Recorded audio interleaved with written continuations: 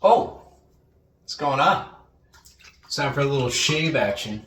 Give her some of this stubble here so Daddy can have his mustache back. Today, I want to talk about relationships. I want to talk about manifestation. I want to talk about attraction. How to actually bring this love into our life. Isn't that what we want, guys? And the ladies? Because a lot of times, especially in today's culture, I don't know how old you guys are, but I was 18. It was my freshman year of college when Tinder came out. And then you had Bumble and Hinge and you had all these dating apps. Before that, back in the day, you had Match.com, all these other resources where you'd go out searching for something. And usually, a lot of the times, you wouldn't like the things that you find. Maybe you go out on a date with someone, you're like, man, I'm just not really resonating with them. The energy just doesn't match up. And you're wondering, God, oh God, how can I attract into my life the love that is the most fulfilling for me? The secret is that you have to become that which you are seeking. In the law of attraction, the energy that you give out is the energy that you get back.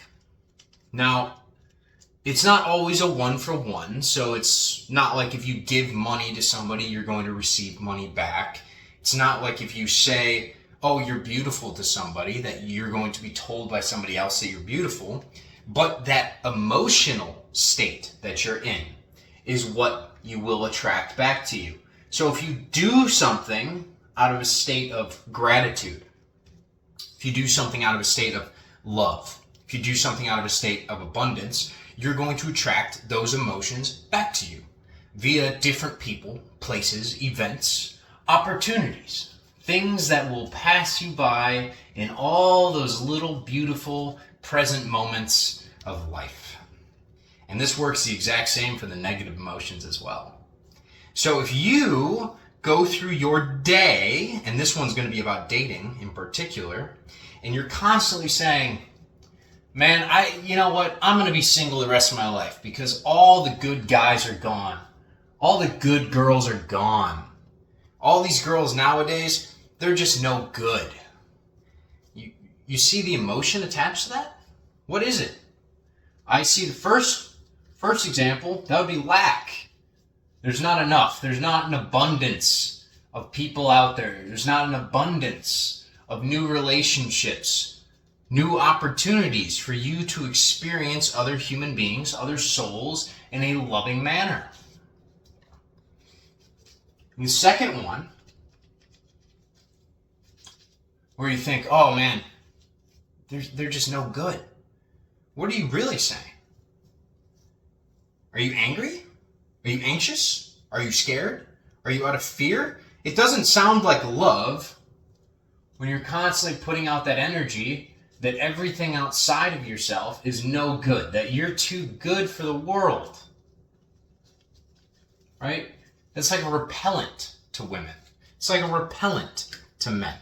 You're going to attract back the exact same energy, that value of energy, that value of emotion that you give out to the world. So if you want to attract a relationship, the first thing you have to do is you have to be in a relationship with yourself. And you have to treat yourself in a loving manner. This doesn't mean that whole, treat yourself and go out and party and do whatever you want to do all the time, just for fun. More so, act out of love towards yourself. Because the more you love yourself, the more you validate yourself, the more you are fulfilled on the inside, that energy is what will manifest into your reality. And you may see it across all the walks of life. Like in your job. If you start acting more emotionally available, you'll start to notice that people want to give you promotions a hell of a lot more. They want to invite you into those high-level business meetings. I notice this in my life. I see it in my friends' lives. The more open and honest they are, the more they step into the true feelings that they have inside, the gratitude that they have for life and being in the present moment, the more life they experience, the more you get back. But firstly, you have to deal with those negative self-thoughts. That is the number one thing that is holding people back from attracting good relationships into their life. Whether you're looking for just dates, whether you're looking for marriage, whether you're looking for that end-all be-all soul match, that perfect flame that you can go through eternity with, you have to become that first on the inside. And a lot of that is linked to that own self-love. So if you want somebody that's highly passionate, they're highly intelligent, they're loving, they're giving, they're generous, well, then you have to become that first.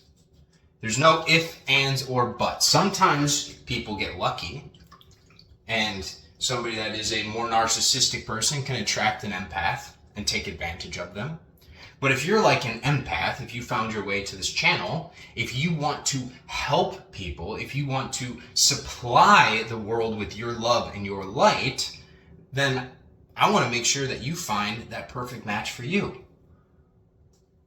And you don't have to go searching. It's not outside of you. It never has been outside of you. It's nowhere out there. Okay? It's always been the internal state of well-being that is manifested out into your reality via your subconscious thoughts and beliefs.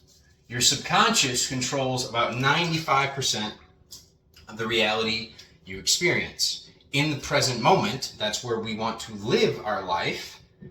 We are focused on that, just that. We're not ruminating about what has happened in the past. And we are not anxious about what happens in the future. Because when you sit in the present moment in either one of those states, then you are going to attract to yourself whatever the thought and emotional quality is of that decision. Whatever that thought is of the past or the future, you're going to attract more of it into you. Rather, if you want to attract love into your life, what is the most loving version of you doing in your day-to-day life in every single present moment? Maybe it's gardening. Maybe it's singing. Maybe it's dancing. Maybe it's being an artist. Maybe it's being the most empathetic listener when you're at work. Maybe as you walk through the day, anytime you see negativity in the world, you don't fight the negativity with fire, but you apply some water to it. You're calm. Because the beautiful thing about water is you can slice it with a knife. It's not gonna hurt the water, all right? It's just gonna mold. It's gonna be different. It's going to be able to acclimate itself to whatever situation it's in, and it will always find balance. It will always find level ground. And that's really what you want to be searching for. Before you go running out searching for a relationship, you need to go inward and search your heart for who you truly are. The more you figure out that question, and you start to get the answers of what you would do in all the present moments of the day to become your highest version of yourself, the most loving version of yourself, the most generous and grateful version of yourself, that energy permeates outwards. And it attracts like-minded individuals that want to share in that energy. But when you go on these dating apps, I'm going to shit on dating apps real quick.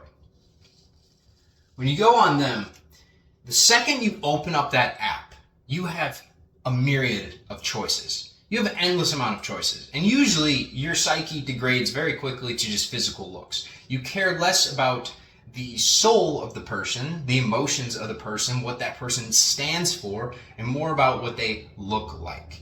And so you're opening yourself up to be judged because you are now judging. When you delete the apps, when you go within, when you sit in the stillness, when you sit in that silence, you begin to notice the world in a completely different way. You talk to people more so because you're interested in them. You want to share with them. You are grateful for that conversation. And as you do this more, you rise out of the lower states of lust and lack to a state of abundance. In the present moment, you're not thinking about the future. You're not thinking about the past, because in that present conversation, you are abundant. You're having an amazing conversation with somebody. You are completely fulfilled within yourself. They are fulfilled, and you're sharing your gifts with each other. That's a high vibrational state. That's up here. Okay? But when you're constantly seeking, when you're constantly looking outside, when your focus is everywhere else other than in here, you are going to attract that same caliber to you. You're going to attract people that can't stay present. They're constantly in states of fear. They're in the lower emotions. And that's not what you want, right? Write in the comments. Is that what you want? Do you want people that are constantly anxious, fearful? Maybe they're angry. Maybe they're lustful. They only liked you because of your body, but not because of your soul? Is that what you want? No? Okay. Well, then it seems like we're going to have to change our internal state. Because that internal state is the most important thing in the universe. You are the creator of your reality. Okay? This is not one of those things where what happens in the world, that's always just going to happen, and then you are the effect of that cause. No. The world is the effect of your cause. It will react to you as you have reacted to yourself. Everything is a mirror of your internal state of well-being. So, I know this is going to hit home with quite a few people, but how many of you have had those thoughts where you say, oh man, all men are toxic. Oh, all these women are hoes. Yeah, there aren't any good ones left. No, I just want a wealthy guy. I just want this and this and this and this and this. And you have a laundry list for all these things that they need to fulfill within you to make you feel better instead of you just feeling better. And then you will attract somebody that is also whole, and you will be able to have a multiplicative, beneficial, bountiful relationship with each other. Food for thought. Love you guys. Namaste.